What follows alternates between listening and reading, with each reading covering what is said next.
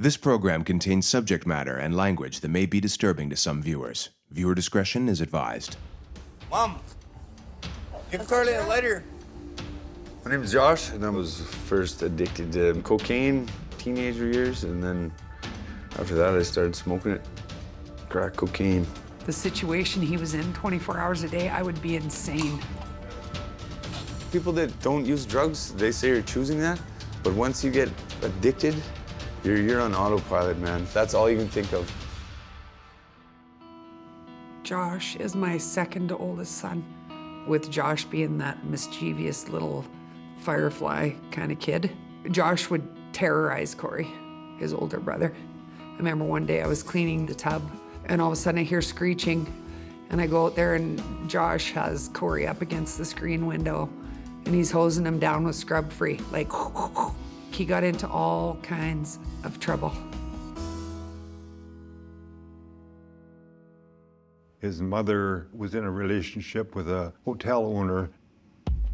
Josh's dad is not a nice person at all, because he is the most psychological, abusive person I've ever met. It was joy having my baby boy, but not joy for the situation that I knew he was coming into.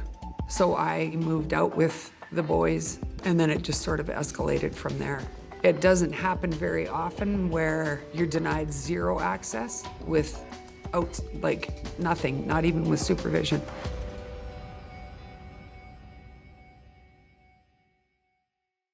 My mom was laying on the couch watching X-Files. And my brother was sitting beside me, and she said, "I don't know how to tell you this, but not your dad. You guys have a different dad." And we were like, what the?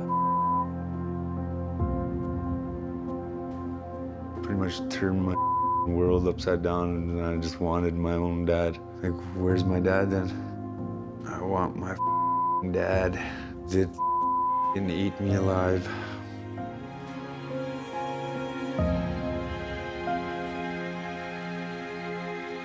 We moved to Grand Rapids. Nice home, pool outside. We fished all the time. I remember going to the lake a lot with my mom. She had a nice little speedboat, and we had a lot of fun in that. Josh was a good big brother. He liked playing lots with Carly and Sean. I was 9 and 10 when they were little babies, and I remember they meant a lot. I was always in there like a dirty shirt, trying to help like raise them and do whatever I could. Family's first. He's always been that way. Like, anytime I call him, anytime he goes to hang up the phone, he'll always say, "You know, I love you." That hits pretty hard. Going to school was the biggest shocker. Getting thrown on reserve when I was 10 years old. I was the only white kid who was always getting beaten up when I got there. 2 hours into school and getting out on the playground, and I got beaten up by 6 other kids, pinned on the ground and kicked in the face. Your self-esteem, self-worth. So he got stirred up with kids at school, and not all those people are necessarily good. He was exposed to lots of drugs. I know crack, for sure he was exposed to. And I was like 15. I don't know, I say I'm a drug addict because a mixture of not having my dad when I was growing up and then getting thrown on reserve when I was 10 years old. Soon after we moved to Thompson, in high school, immediately got an auto body job. Dude, honest to God, you are so talented at bodywork, painting, you could have your own shop. I think he'd been fired and rehired there like 10, 11 times, and that blows my mind. So he had to have been doing something right. But I met the mother of my children on a dating app. And he started a relationship with a really nice lady, and that was fine. And he managed to sort of have his act together for a little bit of time. And they soon had their first child. The pictures of Josh holding his baby boy made me feel very proud and hoping that that little guy could save Josh. I love them more than Life itself, way more than I love myself. It's a good feeling. When the daughter was born, she came out and she like opened one eye and looked right at me and then closed it. And I felt like I had a meaning. I didn't know he was continuing to use like he was using. I still kept a full-time job. I'd get home, usually cook supper, and then most times I'd take off. So he was having a hard time, pretty much partying everywhere. He spent every last penny he owned. I lost my kids pretty much because of drugs. Keeping my kids away from me, just the worst pain that I've ever felt in my life. After everything that's gone on, and it just got worse and got worse. And he's been like that for a few years now, and that's sad. I don't even know the last time we've all been together. When's it gonna end, eh? That's what I'm wondering. I know you are. And how is it going to end is what I'm more concerned about. Yeah. No, I just want my kids, man. Yeah, but you know how you're going to get them. I just want to see them or talk to them. I don't deserve to be cut right out of their lives. Can't do anything about that. They love me, man. Especially Jackson. He'll probably still remember me. As he is right now, he is a total mess. You've been hitting it pretty heavy the last little while? Like every day, every day. He's just lost. There's no sparkle, just sort of flat. I see death, I see pain. It's not good. Probably over half the population here is doing drugs. Josh is living in my grandma's Jeep that she gave him when she passed away.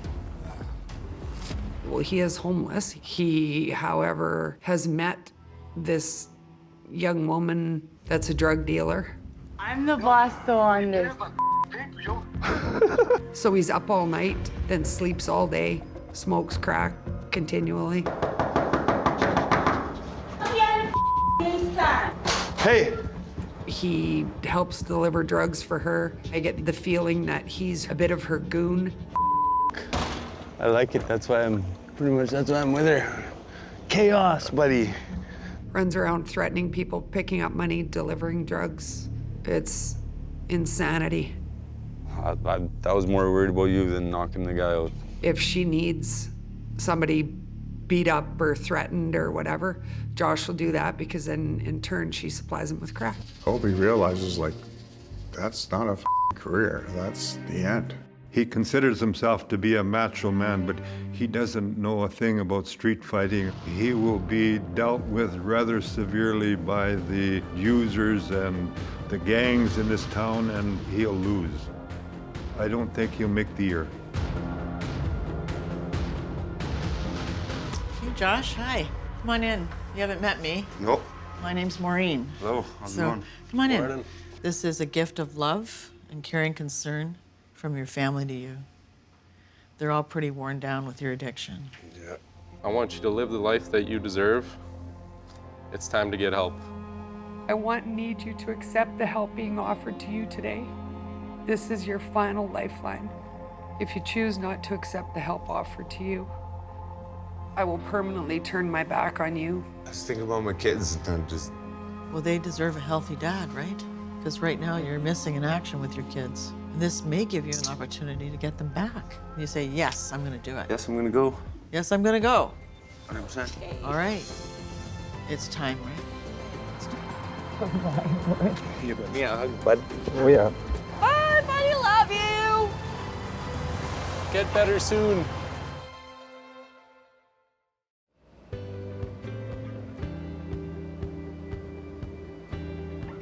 When I went to Greenstone, I was completely drained from the life that I was putting myself through. Its talons were in pretty deep. Some people's rock bottom was death. I wasn't able to do it on my own. I needed help. I feel like a new man, knowing where I want to go and what I got to do to get there. I'm 100% sure if I stay clean and sober that I'll be a good father figure for them.